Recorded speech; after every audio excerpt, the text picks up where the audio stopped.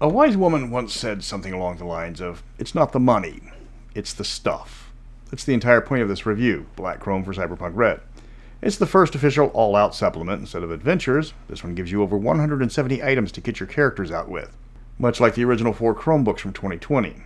I know I've been hard on Cyberpunk Red, but I want this game to succeed. I desire nothing more than the latest version to capture the magic that the original gave us. So is this it? Is this the book that pushes Red from merely average to good? I'm Mr. Welch. Welcome to Night City, and remember, he who dies with the most stuff still dies. First, the specifics of the book, as always. Black Chrome was created in 2023 and has a laundry list of contributors. Usually that's a bad thing for an RPG, but equipment guides always get a pass because they're the result of major brainstorming sessions between a lot of people. So there's never one person behind it all. Editing was done by Carol Darnell and Matt Click, with art direction by Winter J. Kovac and Ansel Zielonka doing cover art. Apologies if I screwed that name up. Interior art, like all Cyberpunk Red titles, is attributed to a list of people longer than my arm. The book has 10 chapters, of which only 7 are stuff. The book clocks in at 168 pages full color, of which about 11 are just pages of charts. My biggest problem with Red is the fact that it comes off as very generic, where guns don't have actual names, but templates that apply to all the guns of that type. Shotguns are all the same. Heavy pistols are all the same. 2020 had a ton of different weapons, often with just a few minor stat differences. But that's what we loved. The Arasaka Kilinator 9000 might get a +1 aiming bonus over the Militech Deca Castrator X9, but that gun's advanced composite stock removed an extra point of recoil during burst fire. Were these differences enough to make the guns radically different from each other? No. It was often just a 10% bonus in one stat, with a corresponding penalty to another aspect of the game. Did this level of gun porn scratch the itch of old-school Cyberpunk players? That degree of gun porn scratches the itch of new-school Cyberpunk players. That's part of the problem of the new core book, is it doesn't bring back the seemingly minuscule differences in weapons that players long for. Cyberpunk has a target audience that it needs to aim for, and the best way to bullseye that grouping is to increase the range of its spread. Black Chrome tries to explain the economy of the time of the Red. You can't just walk into a store anymore and pick up the latest Spinectomy Ultra Pattern Orange surgery assistant. You have to go to a night market to find it. These pop-up flea markets may or may not be active when the players want something. There's a real focus on these, taking up valuable pages for what was originally a few pages in 2020 for the closest equivalent. It adds a level of complication to an already tedious part of RPG gaming, the shopping trip. There are a lot of little niggling things in this book that could easily be dropped and nobody would notice. You don't have to put the wealth category behind every single price, reminding players that the €500 crime database is expensive, while the €100 threat map is a premium purchase. The cash flow, like always, is up to the game master. You don't have to tell the players. You certainly don't have to explain the cosmetic parts of the artwork, like the Buy Now button in-game is what you hit to put the item in your shopping cart, as if this were a real computer screen. The first chapter is all about the apps, or what we called programs in 2020. There's 5 apps spread out over 3 pages. That's it. The Digital Gladiator takes up an entire page by itself, and the other 4 apps are divided to 2 per page. Worse, a third of the page is just for art. Compare that to the 2020 Chromebook, where the 2 pages in the original book gave us 9 programs. Chromebook 3 gave us 34 programs over 8 pages. There's a lot of wasted space in this book, which is obvious from the start. About 1/5 of each page is taken up by large upper and lower margins, and of the little remaining space, you've got a column of art and needless icons for flavor on the left. In gearbooks, people want stuff.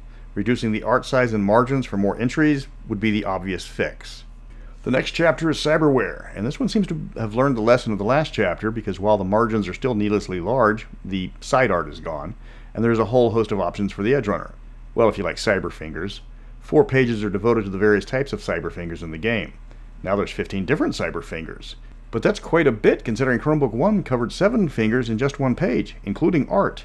And don't forget 2 cyber hands devoted to modular cyber fingers. More wasted space and a weird focus on one specific bit of gear. The rest of the cyberware is a decent selection with numerous rehashes from previous books, but they needed to rehash and update the previous cyberware, so that's a good thing. There's not much art in this chapter for the cyberware, but everything has a few lines wasted by the Buy Now button at the bottom of every piece of cyberware. It's hard to illustrate a memory chip and make it look exciting, but a built-in pop-up shotgun? That's not hard to make something like that look interesting. Then on to the fashion chapter, and the part of the book that was the most disappointing for me.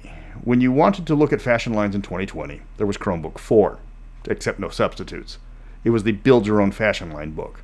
Players would waste nearly an hour trying to build their ideal wardrobes and would get so into it they would actually buy clothes for more than just one day. Have you ever had a game where players bought 5 pairs of pants? 2020 could get seriously realistic at times. You picked your fashion style, your type of clothing, any upgrades to the clothing like armor, multiply everything together, and suddenly you were back to running the shadows because you needed to afford the matching scarf for your winter outfit. Then we get to Black Chrome.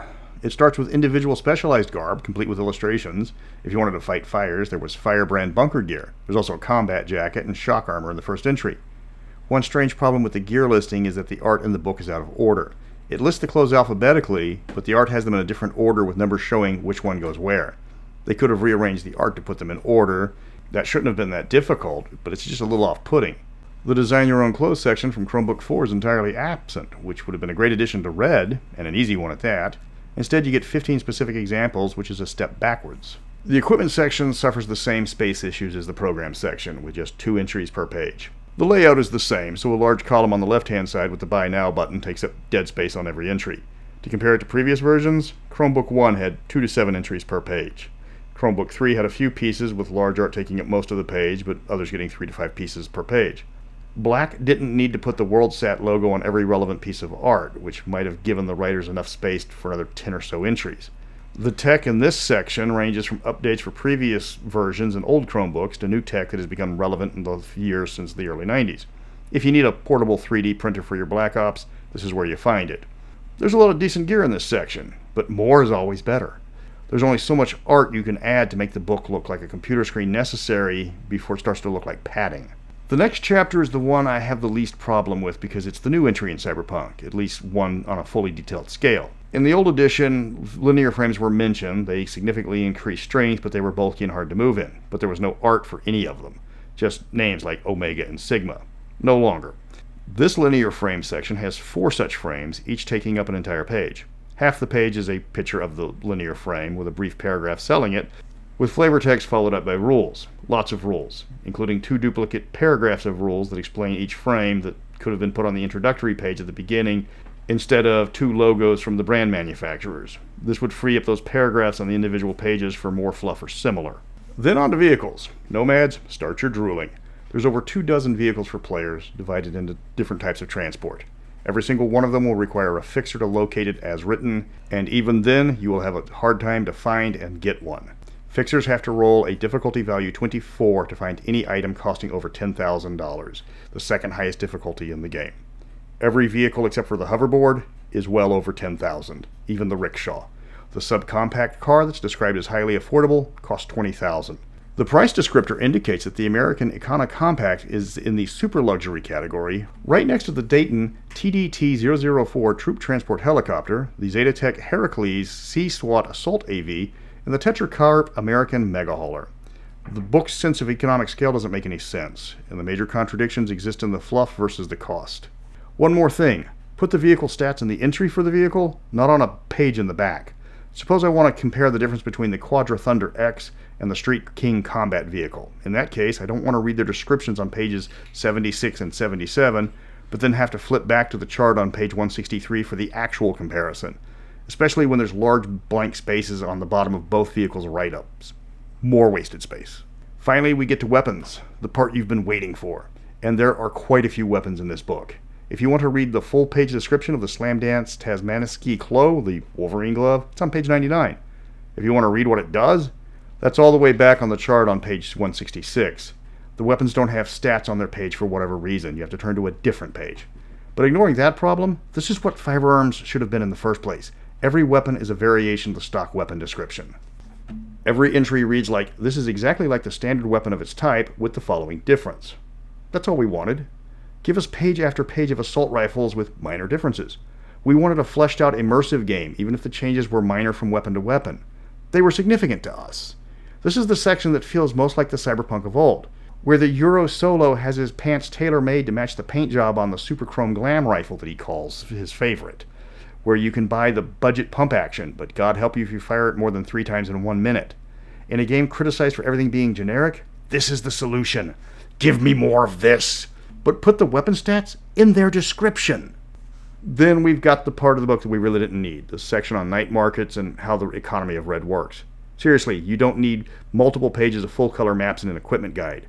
Give me 12 more pages of equipment instead. Even using the 2 entries per rule in the software section, that could have been 24 more programs. The economic section should have been in the main book, freeing up even more space for stuff. The difficulty chart for fixers is again not reflective of what players are trying to buy, as the difficulty will spike for many mundane items like vehicles. They're trying to capture the feel of the fantastic Wildside sourcebook from 2020, but this isn't the place for it. And if the economic sections is out of place, the night market section is just padding. It's a list of fixers, a 2-page map of their night market, and some fluff on the market and what it sells. It feels bolted on for page count, and players skim past this section to get to the stat charts in the back that should have been on the description page in the first place. This book should have been all for players, a high-tech Sears catalog as they go online to try to find the perfect loadout for their character. They didn't want to stop and skip over all the plot hooks in the back for the DM that should have been in another book. That's Black Chrome. It's got shades of the generic system Red is known for, but you can see it trying to break out and become its own game. Future books need a better layout to eliminate all the dead space and put stats in the equipment being described. Nobody likes to have to turn pages to get all the information on what they are actually reading about. The books are getting better, but they have a little further to go. But until next time, say hello to my little friend.